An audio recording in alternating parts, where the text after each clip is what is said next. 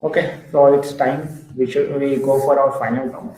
So now I would like to introduce our final speaker, who is Thomas Illuminati, a cybersecurity researcher and a threat intelligence specialist.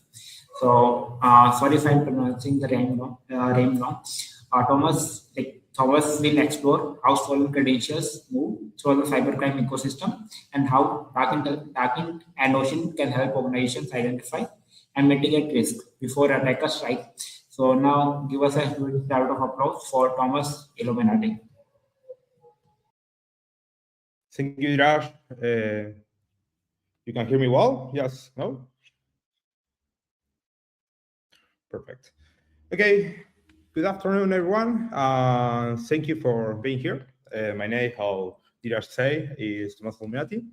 And over the half hour, I want to talk you through what I see, what I think is one of the most underrated threats in the access economy today. The Infostealer to access pipeline is the topic. Here's the core idea when we tend to talk about Infostealer as a malware problem. For example, a single infected laptop, um, single stolen password. But I want to reframe that. Um, Infocellular infection actually is not only an endpoint event. Is This is the first link in a supply chain attack that probably in some cases ends in ransomware. A sealer harvests credential of someone machine. Those credentials become a structured log, and that log is sold on Telegram sometimes. So an initial access broker turns it into the network foothold, and that log is sold again on Telegram, and a ransomware affiliate buys that foothold and encrypts your environment. So same victim, but four different criminal businesses. And where I want you to live with this is that because this is a supply chain, you don't have to win everywhere. You have to disrupt one node, and you can do that with, for example, DARKINT and OSINT proactively before the foothold is ever sold. But this is the part of most teams get wrong. Only if you operate inside a legal and ethical posture that hold ups under scrutiny will get to that. So let me change the slide. Okay, the first slide we need to enter in the topic. So what actually is an infostealer? This is a commodity malware. This is cheap, mass produced, and sold as services. And its defining trait is that it's not persistent in the most of cases.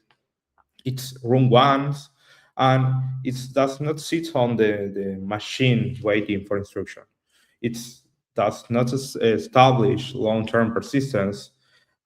In most cases, it deliberately delays itself when it's done. So that single shot behavior matters, and I will come back to why next. But in the next in that one execution, it's harvest everything of bulk browser, and an operating system will give up.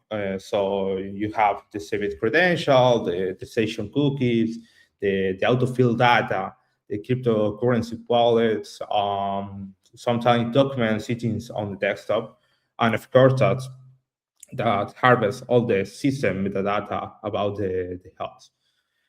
It's packaged all of that into a structured archive. And what's the underground called log, and it filtrates it and removes it itself to remove any type of fingerprint because is totally healthy and silent in this type of malware. So now, why does the self-validation matter to use as defenders? And this is because it shapes our entire detection problem. There is often no persistent implant left to find on the endpoint.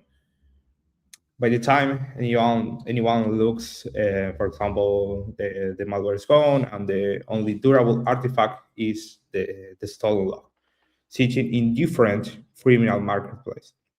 And this is exactly why the threat intelligence has to come from outside to the endpoint. So that means come from the markets where those logs surface. How that so? Just to set expectation on a scale, we are not talking about niche threat. The most prevalent family infects millions of machines every year because this is industrialized, this is automated theft, and the victim almost never know that is it happens. So the different major families are involved in a crowded market, but handful families do most of this damage. Let me give you the lineup. First, you can see we have Lumma or Lumma C2 that emerged in 2022 and quickly become one of the most widely used stealers in the world. It is primarily developer, operates under the alias called Shamel, and it's believed to be based in Russia. I am highlighting Lumma deliberately because this is the perfect case of a story in disruption versus elimination. I will show you why in a moment. The next one is Redline, was identified in March 2020 through a campaign that spoofed a legitimate coronavirus research effort. At the height of the pandemic, victims were lured with the promise of helping find a cure. It went on to become one of the most prolific credential stealers on the last 5 years. And the next is Vidar. Vidar appeared in October 2018. It's a fork of the earlier arcade stealer, and it earned its place in the history as one of the first stealers to specifically target two-factor authentication software and also target the Tor browser. An early signal of where this whole ecosystem was heading. The final in these top major families is MetaSealer that surfaced in March 2022. This is essentially a Redline derivative, the same code base and panel, marketed as an improved version, and established itself as a serious Windows threat in its own right. Now, I want to that you read the line at the bottom because this is one of the most important things on this slide. That is the problem with the takedowns. That is the takedowns produce disruption windows. This is really important because there are not permanent endings. When Lumma was disrupted by Microsoft and the United States Department of Justice in May 2025, roughly 2,300 domains seized in this sense. Million of infected machines was identified also, but it was fucked within days. Playing your defense around temporary windows of different disruption windows because the threat actor will almost inevitably regroup or simply be replaced by a competitor in the ecosystem. We are managing this ecosystem, not ending it. Um, the last point here is that reframes how you measure your own success. The goal of disruption is not a body count, it is rising the cost and friction for the operators and buying time for the different defenders and analysts during each window. If you measure the different takedowns in the ransomware service or Infostealer ecosystem as a permanent win, you will normally perpetually disappointed about the different reorders or rewriting of the different operators. But for years, this was a heavily Windows problem. But of course, that changed with Amos. Amos come from Atomic macOS Stealer or Atomic Stealer, that was identified in April 2023. It was purposeful to target focuses on Apple machines, filling a genuine gap in what had been a Windows-centric market. For everyone who has been telling their executive that Mac is inherently safer, there is in a certain point true, but Amos is the counter argument of this.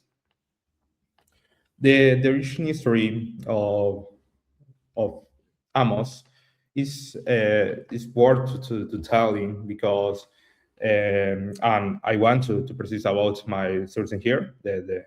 These accounts come from the researcher Goncha and the team of Infostealer.com. So it is is as the underground community reporting, rather than a courtroom fact. In this case, a threat actor known as XFFF, with an early macOS stealer on the forum cookie.pro, which was owned by an actor using the handle of Pinger. The team behind this part of the team behind Titan Stealer, and this is reported to have reverse engineered that will and developed the initial version of what we know with what now we call Amos. So on the right, you can see the actual panel of this forum and the native macOS sealer marketed openly with the different crypto collection, Chrome passport, etc. Well, but so what does the product actually look like? What it lands? This is a simple, really simple example of an anatomy of a log. When a stealer exfiltrates, it doesn't send back a messy dump. It sends a structured archive. The naming convention vary by family, but the identifiers very often embed the victim's IP address or the country ISO code, because after that, the sellers want to sort price this data geographically. So a buyer can shop for say German banking logs, for example. The way you will filter a product catalog is with these header tags. So look at the directory structure.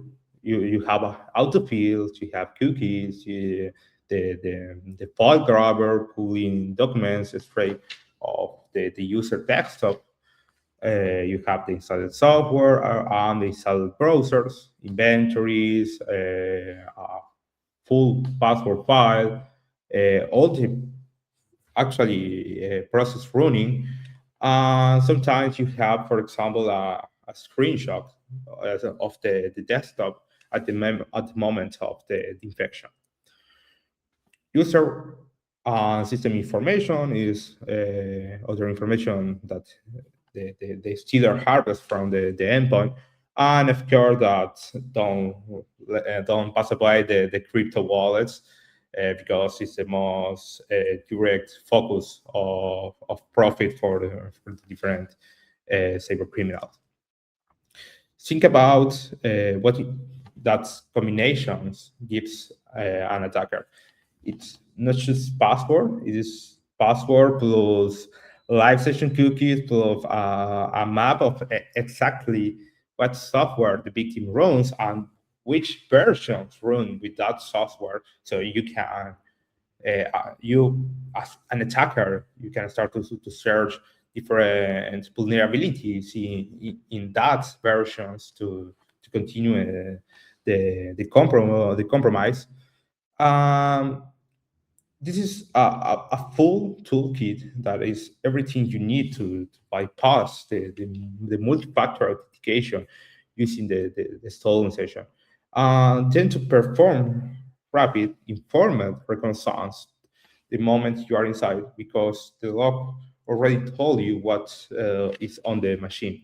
This is a turnkey exploitation package, and it's designed for immediate use because the cookies have a TTL, a time to live. So when this time passes by, you can use it again. Now, how does the stealer get onto the machine in the first place? The delivery stack has shifted dramatically. The headline today is focused on the click fix. ClickFix has become a new standard, not the only, but a new standard for the initial access.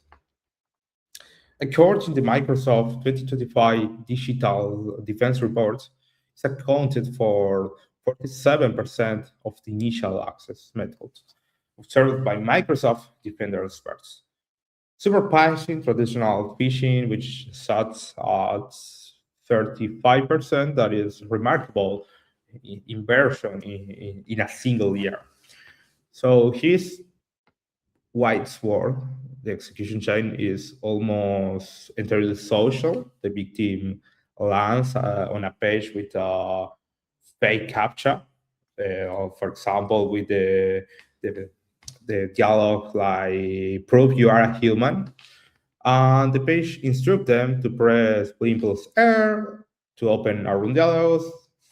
We then press Ctrl D and then press Enter.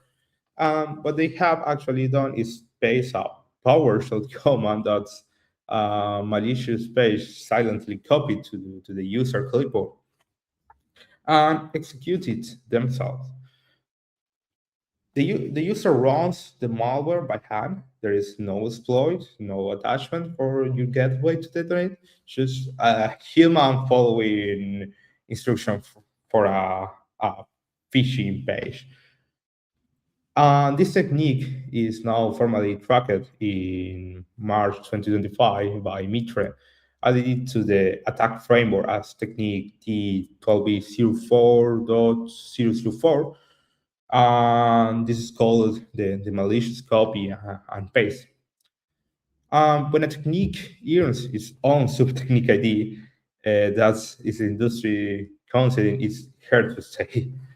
So ClickFix is a leading edge, but it's right on two older channels.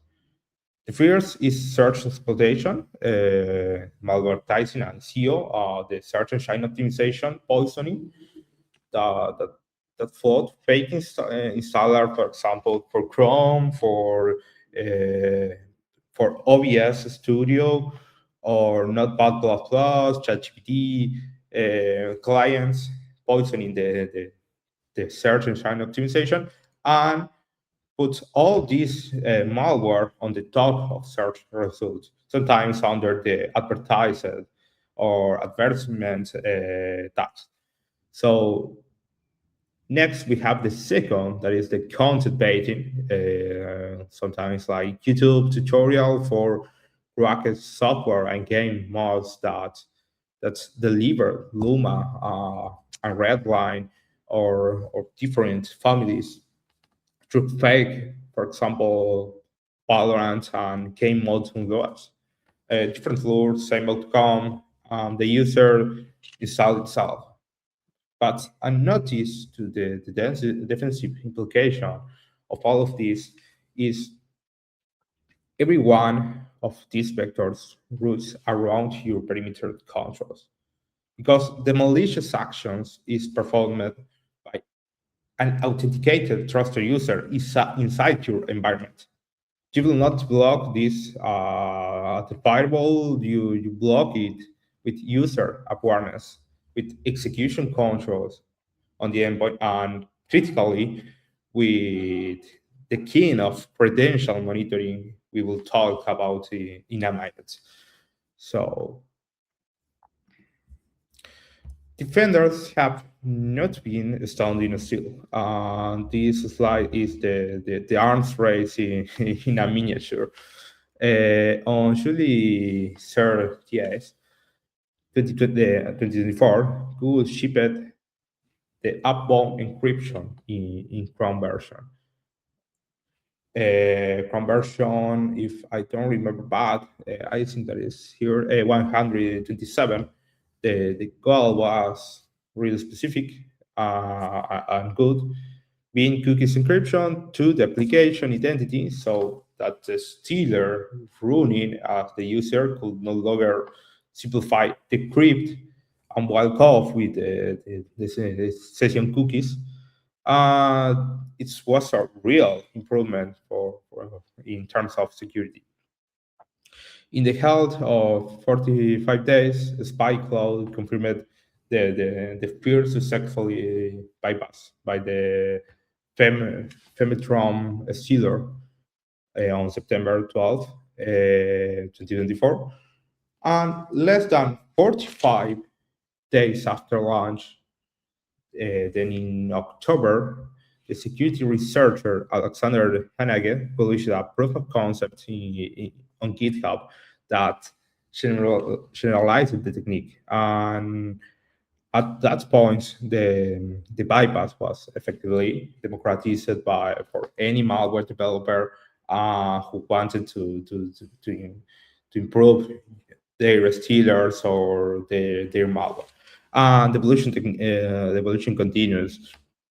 A more recent family, Boy Stealer, took it a step further, and its 2.0 release in early 2025, rather than abusing the encryption service, is attached to Chrome as a debugger and use hardware breakpoint to read the master key straight out of memory in plain text.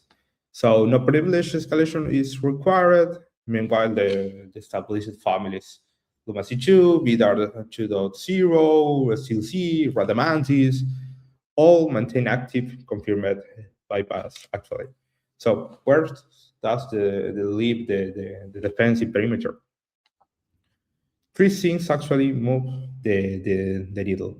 First, how you can see in the new defensive perimeter is FIDO2. That is phishing resistant, hardware-backed authentication. And the next one is browser cookie binding, which ties the session to the device. And aggressive session lifetime policies is the final one, because a stolen cookie you have already expired is worthless at first for the sealer. The lesson of the last 18 months is that no single browser control survives contact with this ecosystem. So you need a defensive deep as identity layer. So it's really recommended have a YubiKey, for example, with FIDO2 that be useful to ensure or works as a security phishing resistant sometimes hardware backend authentication. This is my favorite slide in this presentation because it's where OSINT does the heavy lifting, the masking of the developer behind a red line. This is the rudimental case. Every step on this slide is run from the United States Criminal Complaint Field in the Western District of Texas. So it started effectively with a failing note among criminals. In March 2020, a rival threat, or using the handle of Foxovsky, published an analysis naming Mirror and Alin Chuck as the creator of Redline. The tip was set to the investigation in motion. From there, this is a clean chain of different OSINT pivots. For example, a private security firm identified a Shandex email address tied to the mirror in a leaked forum database. Forum views for the handles of shehacking, Bluedesk.Phoenix linked the same Shandex email to a BK, the Russian social media platform, profile under the name of Maxim Rudimental. Then comes the smoking gun. The Shandex email was tied to a cloud account, and the iCloud account contained the man's own identity document, his family's photos, and also a copy of the red line source code. So the operational security failure is startering. The developer of Redline started the source code for one of the world's most prolific sealers at this time in the same personal iCloud account and his passport and his family picture. The infrastructure data was stolen, and a single IP address, for example, in Krasnodar, Russia, logged into that personal iCloud with 701 times in July 2021 alone. The very same Krasnodar IP access the Redline licensing server under the admin accounts.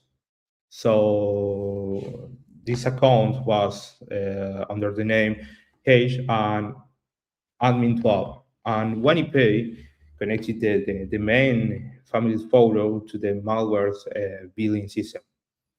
And in October 2024, this became in the Operation Magnus, international force led by the Dutch National Police with the FBI, the Department of Justice.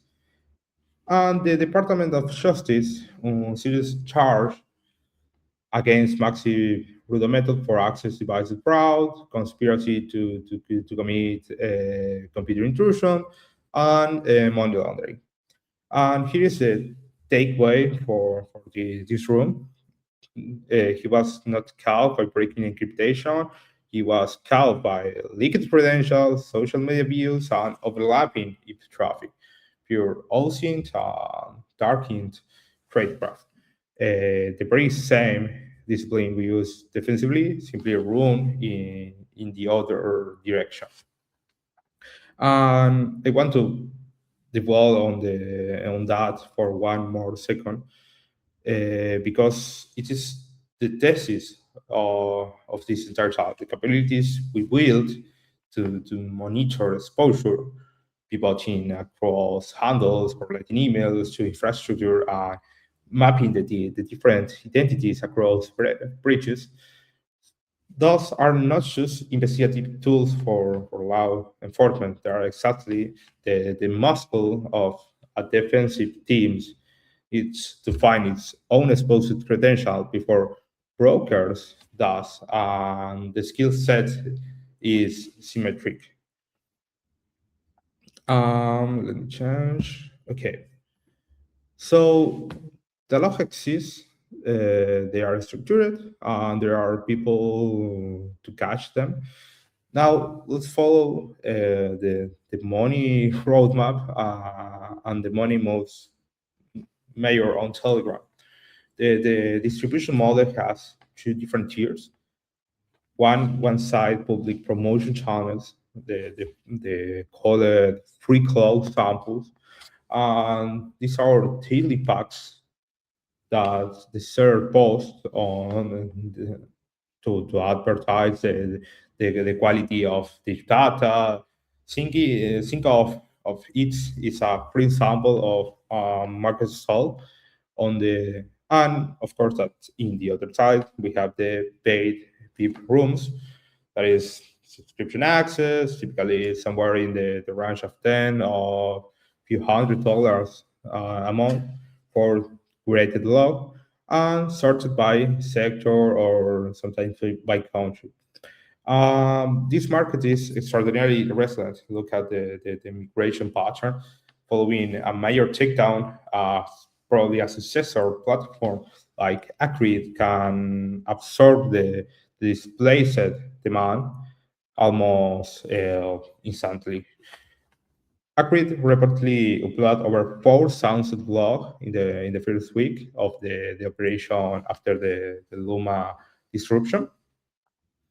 You disrupt one cloud, and the buyers and sellers simply migrate to the next to the next one within days. So this is one of the most complicated or hard analysis dilemma, and it's the entry point to everything we do. This data is right there in public channel, often previewing real corporate domain.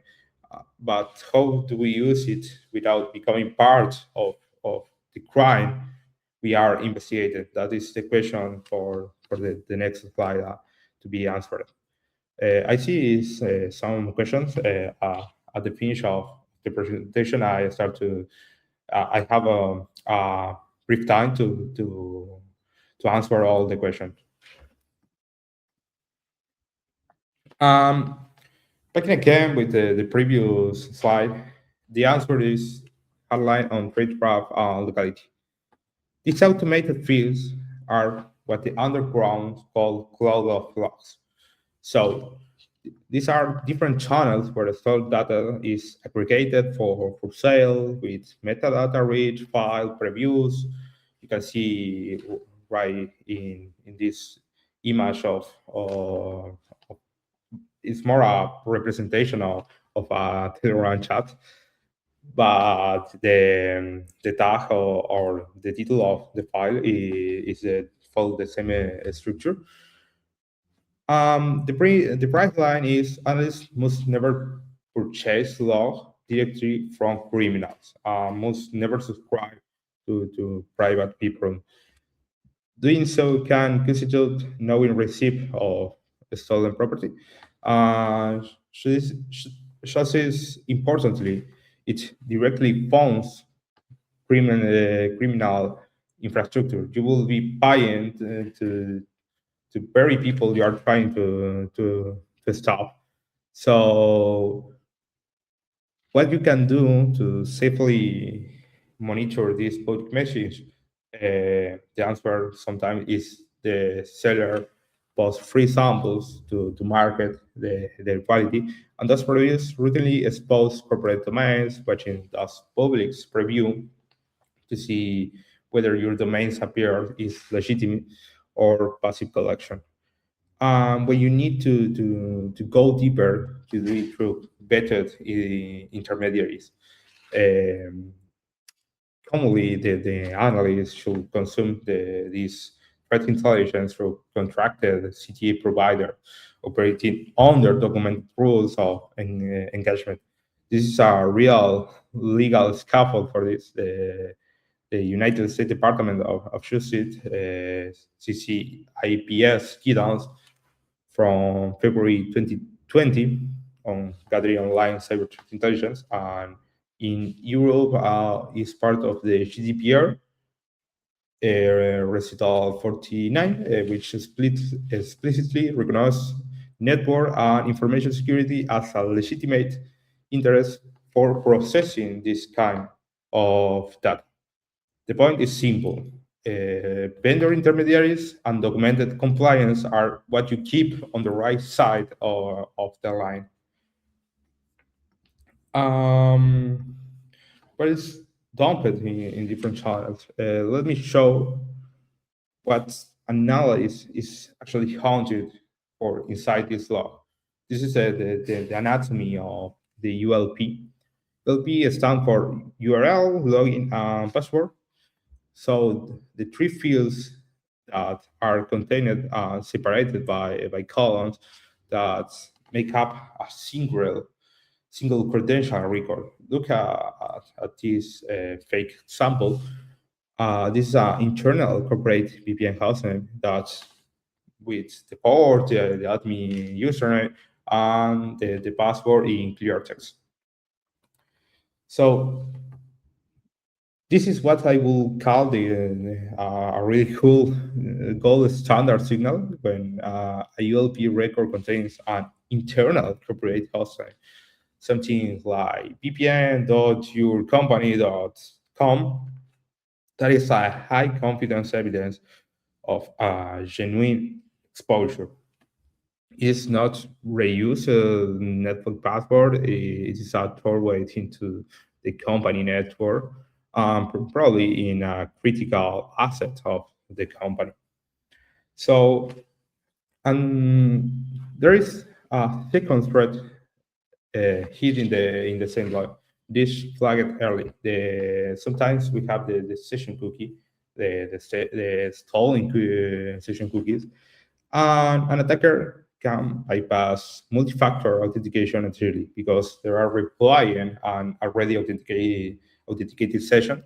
This is what is called a cookie session hijacking. The second factor was satisfied on the victim machine, and the attacker simply inherited. So now follow what happened next, because this is the pipeline made concrete. Specialist actors use this log to identify validate entry points into the different corporate networks. They package that validated access, and the final actors, sometimes, for example, ransomware operators, use that broken provided access to deploy ransomware and exfiltrate data. The single credential is this one line is the seed of a full-blown incident.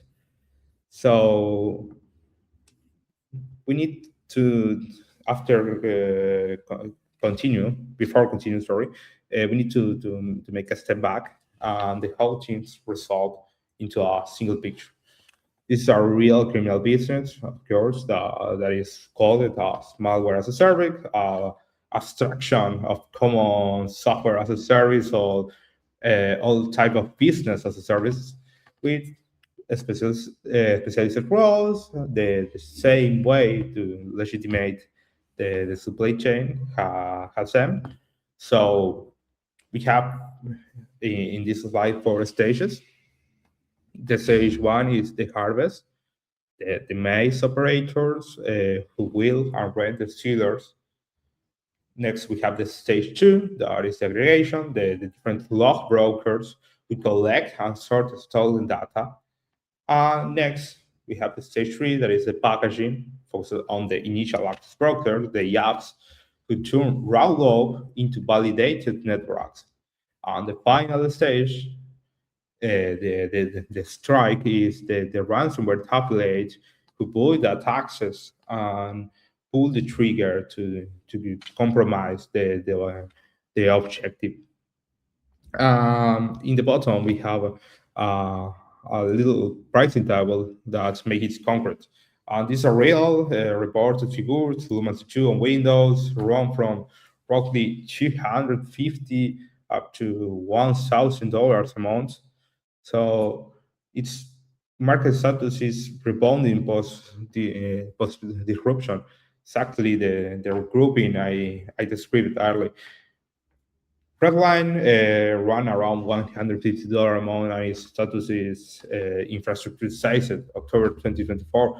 This is part of the Operation Magnus. The same with Amos, the macOS, especially that I talked previously. That is around $3,000 a month, and that price has tripled since 2023. The last number is the one to treat it with the price of Mac Exterior triple 2 years. The market is telling you that demand for Apple Access has exploded. The economics sometimes do not lie.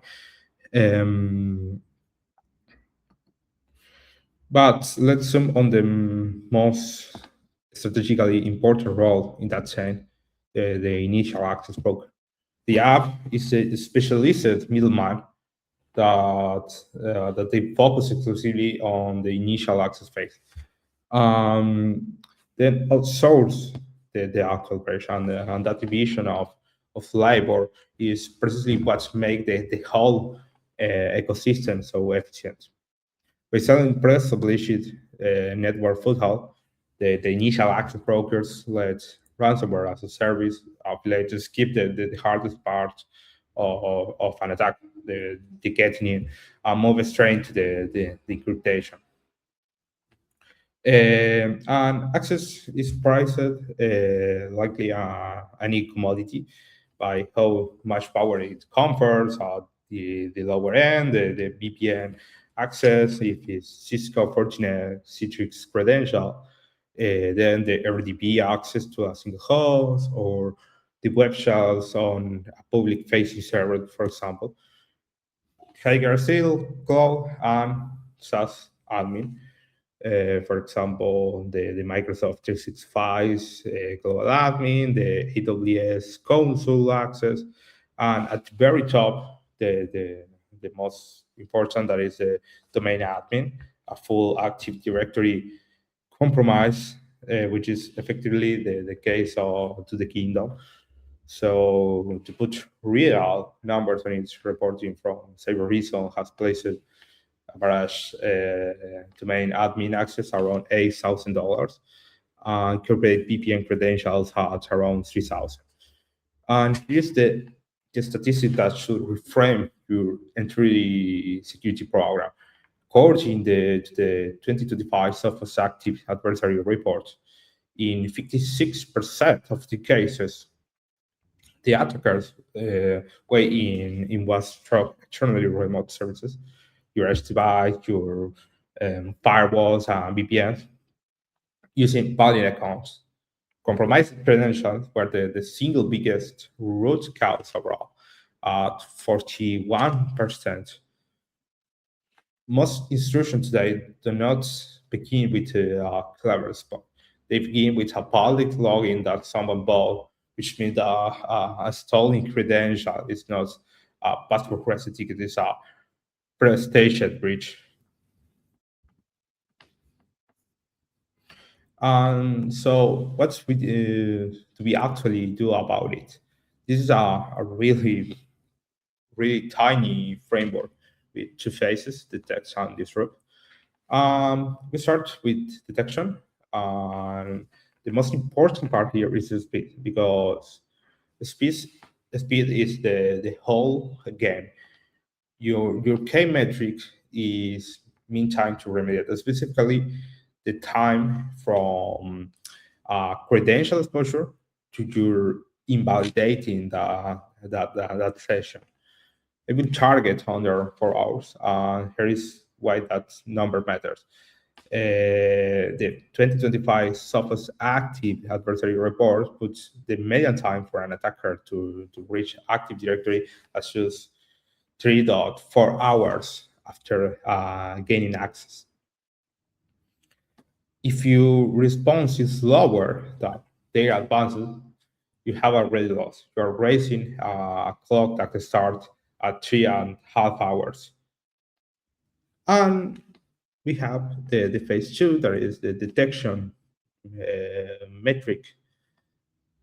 That is coverage and freshness. But what percentage of your domain and your, for example, tenants are actually under monitoring, and how quickly does a credential go from appearing in underground to landing in your QA?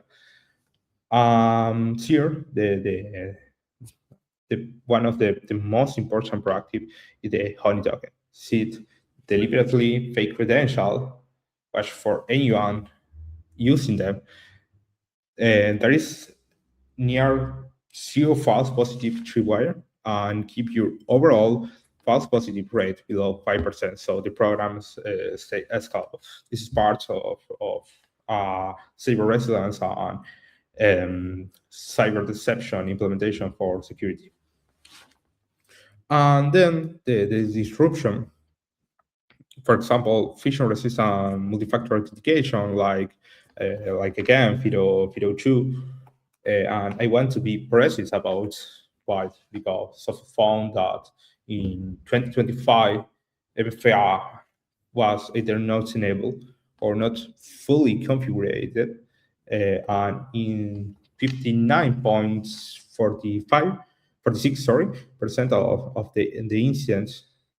So the problem is usually not the multi-factor authentication does not work, is that it was not fully deployed. So move beyond push notification and SMS one-time code. Second, process cookie binding through Chrome apps phone encryption. Necessary, but as we saw, not sufficient on its own. And third, aggressive session lifetime policies. Short live token and set up authentication the moment you see a location of or device anomaly. This is really important for in the perspective of infrastructure and network installation. And now, if we going to do this collection board, if your analysts are going to operate in these criminal spaces, you have to protect them and your organization. This is operational security split into two different disciplines: your OPSEC going in and your incident response coming out. On the OPSEC, 3 simple rules. First, isolate partner environments. Second, zero corporate footprint. Zero credential proxy, blending root through residential proxy network. And for the incident response side, there are 2 important rules. First, neutralize the called canary traps, so the adversary has seeded tracking links and tripwires and never click or interact with them. Second, and this ties directly back to the cookie problem, this is important to have mandatory session invalidation. And I want to share a closing statement that is Infostealer-to-Access is a supply chain. The harvest, the aggregation, the packaging, the strike for business or one victim. And disrupt any single node, the stealer, the lost market, the broker, the access, and you disrupt the whole chain. And this is sentence I most want you to carry out of this room. That's only whole if you operate within a legal and ethical posture that survives both clearance review and journalistic scrutiny. The tradecraft and the ethic are not in the tension with the different mission. There are the mission. The moment you coach a corner, put a lock, skip the burner from the market, you have stopped being a defender and started being a participant. This is the worst case. We try and OSINT and DARKINT let you get ahead on the ransomware.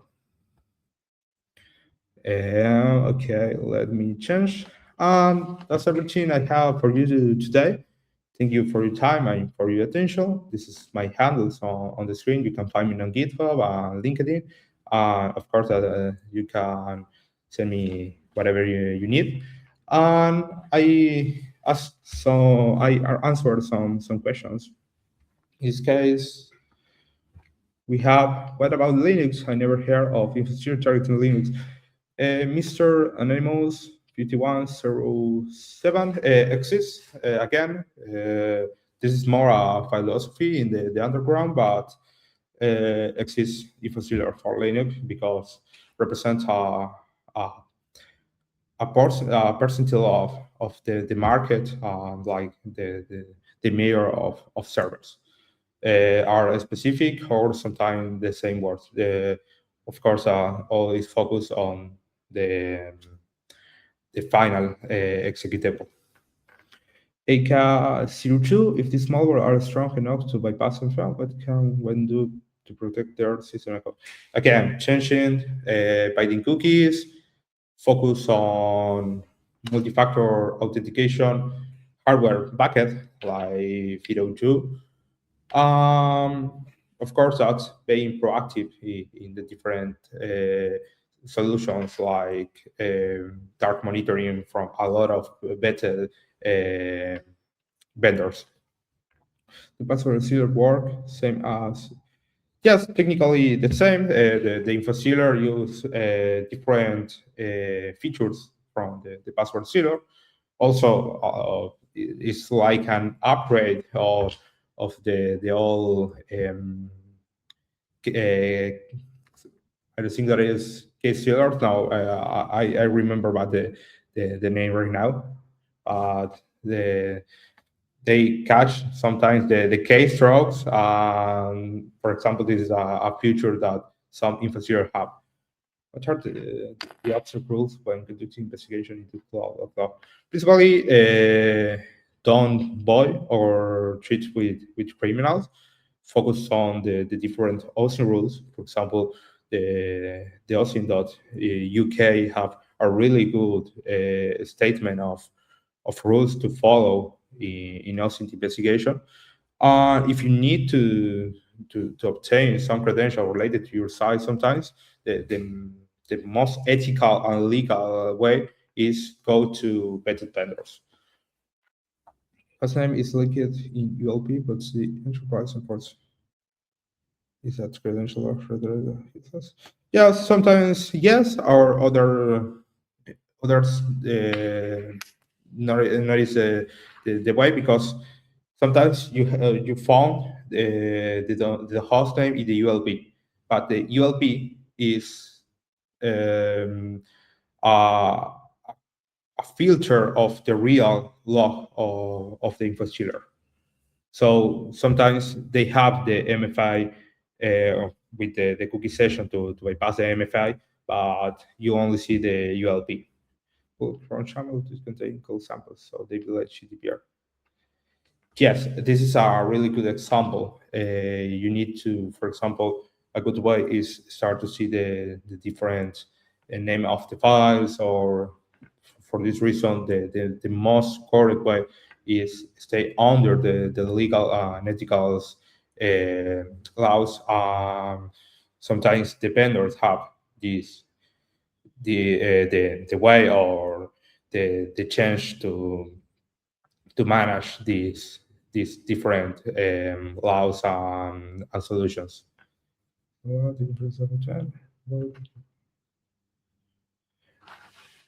Perfect. So let's conclude my presentation. Thank you all for your time, attention, and thanks again to Asincon to invite me. Thanks, Thomas. That was really an amazing presentation on understanding how Infostealer works and the access pipeline. So thanks again for giving us a valuable time and sharing your knowledge with our attendees. Thanks again. Bye. See you some Bye. other good time. Okay, so guys, that is it for this conference. I earlier planned to take a short session on like my thoughts about OSINT in general and about OceanCon, like what one we wanted to plan in future. But now it's like 10:30 p.m. here, and I'm feeling like I'm not left with much energy. So I will better write some blog on it, or probably will make a short YouTube video about it. So that's it for today. I will just give some closing remarks. So, as we have come to the end of WashingCon 2026, I would like to thank all of our speakers, attendees, volunteers, and supporters for making this event possible. The knowledge shared today demonstrates the strength and growth of the global ocean community. We hope you have gained some practical skills, new perspective, and valuable connection. Thank you for being part of OceanCon Summer 2026, and we look forward to seeing you again in some other future event. If you guys have liked today's conference and have gained some valuable knowledge, feel free to give us a shout out on any of the social, like Twitter or LinkedIn. Thank you. Have a good day.